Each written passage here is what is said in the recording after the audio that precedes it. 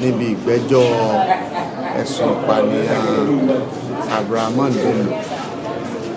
Ní òní ni ìjókòó ẹlẹ́ẹ̀kẹrin ní high court níbí, and pẹ̀lú ògo Ọlọ́run ìgbẹ́jọ́ náà Ọlọ́run ní kó yá dáadáa torí ilé ẹjọ́ ò fi falẹ̀ rárá.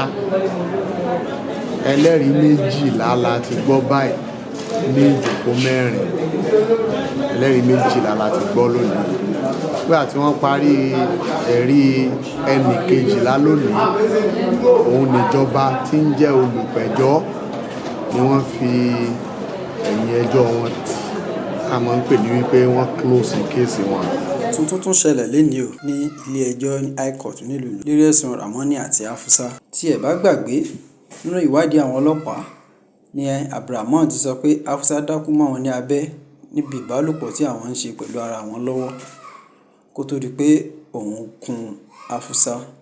Ṣùgbọ́n ìyàlẹ́nu gbáà ló tún jẹ́ lénìí nígbà tí ìwádìí àwọn àjọ DSS jáde ní ilé ẹjọ́ lénìí tí Ramani sì ń fi ẹnu rẹ̀ ká bòròbòrò wípé àwọn wà lórí ìbálòpọ̀ lọ́wọ́ láàrin ara wọn, lòun sáré lo opportunity eléyìí hùn láti fi fún ní ọrùn pa kó tó di pé òun bẹ̀rẹ̀ sí ní gé ẹ̀yà ara rẹ̀ kélekèle. Ó ṣeni láàánú púpọ̀ ní ilé ẹjọ́ lénìí o. Ẹ gbọ́ ọ̀rọ̀ látẹnu àwọn agbẹjọ́rò níbi tẹ́jọ́ dé dúró lénìí.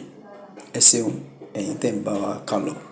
Kí ni orúkọ yín tàlẹ̀ ń dúró fún àti pé níbo ni ẹjọ́ dé dúró lénìí? Dr. Fọlọ́runṣọ́ Ahmad Hussein tó ń pè ní Saddam orúkọ tèmi. Àwọn ẹbí Hafsat ni èmi àti àwọn akẹgbẹ́ mi bẹ́ẹ̀ látòrí barrister Abdulkadir Adémọ́lá Àjàsá àtàwọn tó kù wa tí ò sí níbí, àwọn là ń ṣojú nílé ẹjọ́ yìí níbi ìgbẹ́jọ́ ẹ̀sùn ìpànìyàn Ramani. Ní òní ni ìjókòó ẹlẹ́ẹ̀kẹrin ní high court níbí, and pẹ̀lú ògo Ọlọ́run ìgbẹ́jọ́ náà Ọlọ́run ní kó yá dáadáa torí ilé ẹjọ́ ò fi falẹ̀ rárá. Ẹlẹ́rìí 12 la ti gbọ́ báyìí ní ìjókòó 4. Ẹlẹ́rìí 12 la ti gbọ́ lónìí. Nígbà tí wọ́n parí ẹ̀rí ẹnì 12 lónìí, òun níjọba tí ń jẹ́ olùpẹ̀jọ́ ni wọ́n fi ẹ̀yìn ẹjọ́ wọn tì.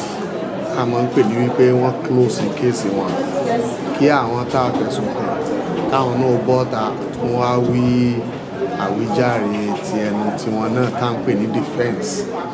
Ibi tá a fi sí lónìí nìyẹn tí ilé ẹjọ́ fi adjourn kéèsì sí 11th kọ́ ni 11th of June ní ọ̀sẹ̀ tí ń bọ̀, níjọ́ Wednesday tí ń bọ̀ wá wọ́n adjourn kéèsì.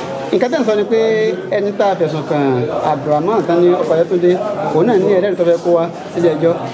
Àti ìmọ̀ yóò wá ṣe dìfẹ́ǹsì rẹ̀, yóò bọ́ta, yóò wí àwíjàre tiẹ̀ náà lórí ẹ̀sùn tó ń fi kàn. Ó di ọjọ́ náà ká tó mọ̀ bóyá ó lẹ́lẹ́rìí tí ó pé àbí kò ní. Àmọ́ nǹkan fúnra rẹ̀ ó kọ́kọ́ bọ́ta, yóò wí àwíjàre rẹ̀ sí ẹ̀sùn tí wọ́n fi kàn án náà. Ẹ ṣeun. Orúkọ yín lẹ́ẹ̀kan sí. Dr. Fọlọ́runṣọ́ Ahmad Hussein ní Saddam lórúkọ mi jẹ́.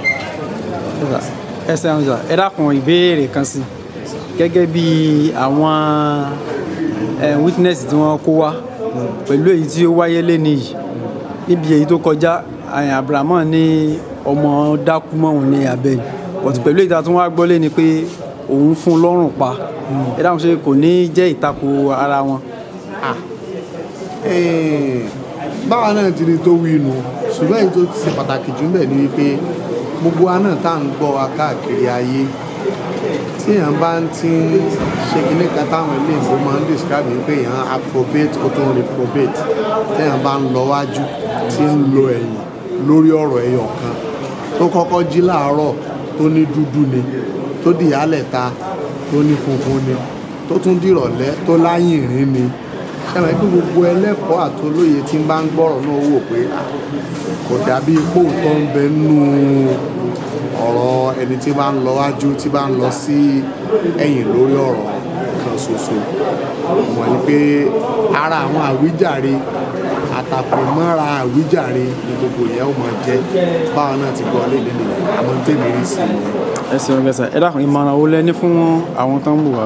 ìmọ̀ràn tí mo ní fún gbogbo àwọn táwọn wò wá káàkiri ayé ni wípé gbogbo ìgbésí ayé kálukú wa ká máa fi ìbẹ̀rù Ọlọ́run lò ó gbogbo wa pátápátá ká rántí pé bọ́lọ́run ó ti bí wá ní tá à ń ṣe láyé ó tún ti gbé ayé ọpọ́n ayé ti sún débi pé kó tó dọ̀run tọ́lọ́run bíyàn ayé gan ó bíyàn kò sí nǹkan kan tí èèyàn ń ṣe láyé táṣírí ẹ̀ bò níwájú Ọlọ́run kì í tọ́lọ́run ọba ti rẹ́dí àti tú sọmọ ànábì Ádámù lọ́wọ́ lè mọ̀ pé ní àṣírí ká fi pẹ̀lẹ́pẹ̀lẹ́ gbé ayé ká má wá ntí ká má lé ntí ọwọ́ wa ò bá tó lágídí gbogbo téèyàn bá fẹ́ láyé Ọlọ́run ni máa ń ṣe ẹ rí i pé láti bí ìrìnkúrìn ìwákùwà ojú kòkòrò àìnítẹ́lọ́rùn ni máa mú yàn lọ rí ìrìnkúrìn tó fi di pé irú ẹ̀sùn rédèrèdè báyìí yóò wá kọ́yàn ní ọ̀rọ̀ wọ́n àwa bí amọ̀ ká mójútó àwọn ọmọ wa ká fún àwọn ọmọ wa ní ẹ̀kọ́ gidi ẹ̀kọ́ ìmọ̀ Ọlọ́run làkọ́kọ́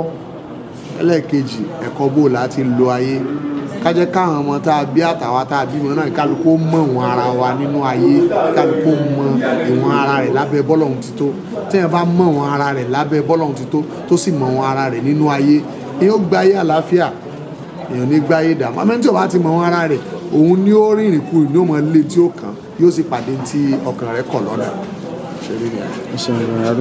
alhamdulillah. English fashion.